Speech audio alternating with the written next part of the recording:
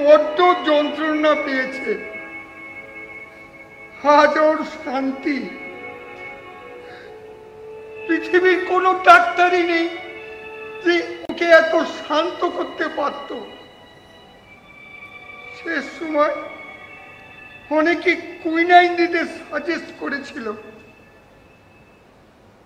মহেন্দ্র, আর যদি তোমাদের কুইনাইনকে আমি প্রশ্রয় দিতাম, তাহলে আমার সারা জীবনের সঞ্চিত জ্ঞানের করতাম অবমাননা।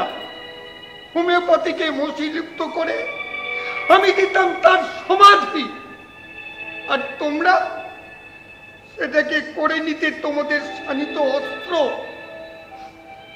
ফলাও লেকচার দিয়ে বেড়াতে কোয়াক রাজেন্দ্র দত্ত কুইনাইন দিয়ে তার ছেলের চিকিৎসা করেছে।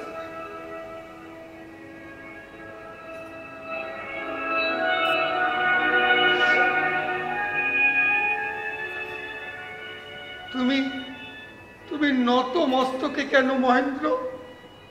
তোমার কোনো অপরাধ নেই, এ আমার ভবিতব্য। তুমি আরো আরো বড় হও, আমি আশীর্বাদ করি। তুমি যেন তোমার সত্যকে খুঁজে নিতে পারো। আমার রূপের সেদিন তোমার মধ্যে বেঁচে উঠবে।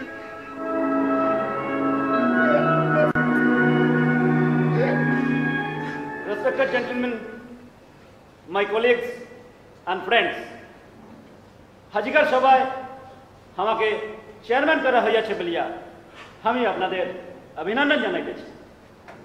এই সায়েন্টিফিক সেমিনারে বিভিন্ন চিকিৎসকরা তাহাদের চিকিৎসা জীবন যাহা দেখিয়াছে বা শিখিয়াছে এবং উহাটে আমরা নূতন করিয়া কি শিক্ষা করিব তাহাই জানিতে পারিব। এই সায়েন্টিফিক সেমিনারের ফার্স্ট লেকচারার হইবেন ডক্টর মহেন্দ্রলাল সিরকার এমডি। আশা করি তাহার পরিচয় নূতন করিয়া আপনাদিগের নিকট দিবার প্রয়োজন নাই। আমি তাহাকে তাহারই বক্তব্য রাখিতে অনুরোধ করিতেছি। Doctor Sarkar, please.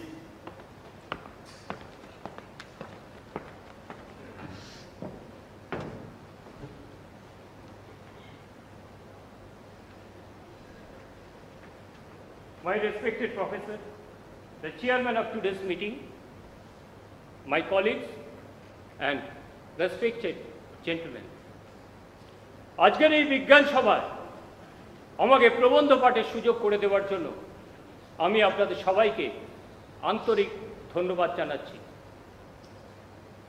আমার প্রবন্ধের বিষয়বস্তু হল চিকিৎসা বিজ্ঞানের অনিশ্চয়তা এবং রোগ ও ঔষধের সম্পর্ক।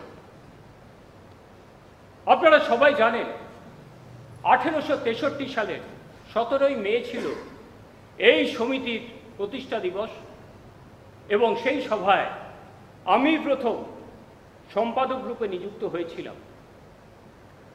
সেই সময় আমি একটি বিজ্ঞান বিষয়ক প্রবন্ধ পাঠ করেছিলাম যার শিরোনাম ছিল অ্যালোপ্যাথি প্রথার অসামান্য সাফল্য এবং অন্যান্য প্রথার অসারত্ব। প্রথমেই স্বীকার করে নিই, আমি তখন ছিলাম নিতান্তই একজন নবীন চিকিৎসক। অভিজ্ঞতার ছাপ তখন প্রায় পড়েনি বললেই চলে আমার জীবন। সেদিনের অনভিজ্ঞতার মৃদু রূপটা ধীরে ধীরে দৃঢ় ছাপে পরিণত হয়েছে। তখন আপনারা আমায় দেখেছেন একজন গোড়া অ্যালোপ্যাথ। হোমিওপ্যাথি ছিল আমার প্রধান শত্রু। ভাষার ক্ষুরোধার ব্যঙ্গের খোঁচায় আমি হোমিওপ্যাথিকে ছিন্ন ভিন্ন করে ছেড়েছি। সেই আমারই ওপর দায়িত্ব দিলেন আমারই এক রিপোর্টার বন্ধু এই মর্গানস হোমিওপ্যাথি পুস্তকটি দিয়ে হোমিওপ্যাথিকে আরো কড়া সমালোচনা করবার জন্য। এই পুস্তকের চাই বিরূপ সমালোচনা, যার প্রতিক্রিয়ায় ওদের নীতি স্তব্ধ হয়ে যাবে, ওরা চুপসে নিষ্ক্রিয় হয়ে পড়বে।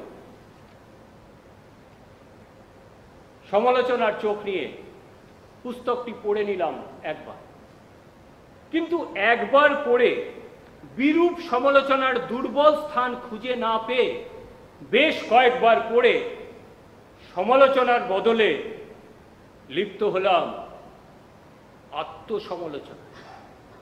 দেখলাম বহু রোগী আমরা সারাতে পারি না, আর সারাতে পারি না বলেই সেইগুলো সব অসাধ্য রোগ নয়।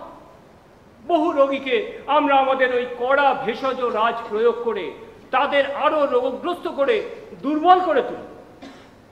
আবার কখনো কখনো যে মিক্সচার দিয়ে আমরা রোগীকে সারাই, সেই মিক্সচারের সমগুণ সম্পন্ন ওষুধটাই রোগীকে সারাচ্ছে।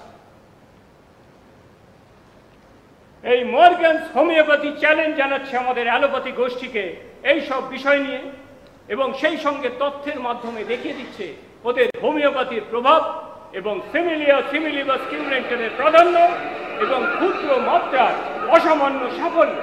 I protest. Dr. Sarkar is going to deliver his lecture in favor of homeopathy. Dr. সরকারের মস্তিষ্ক বিকৃতি ঘটেছে।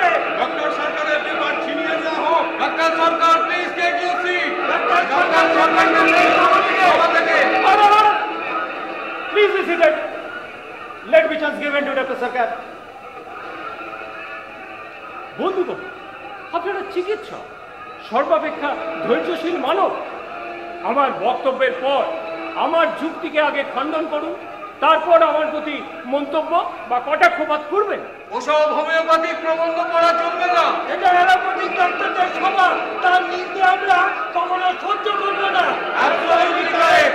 Please turn him out from the meeting. ওর কাগজপত্র ছিনিয়ে নাও। Dear members, you're all qualified gentlemen. It is a meeting of wise men of India. You must show manner and discipline. You must also show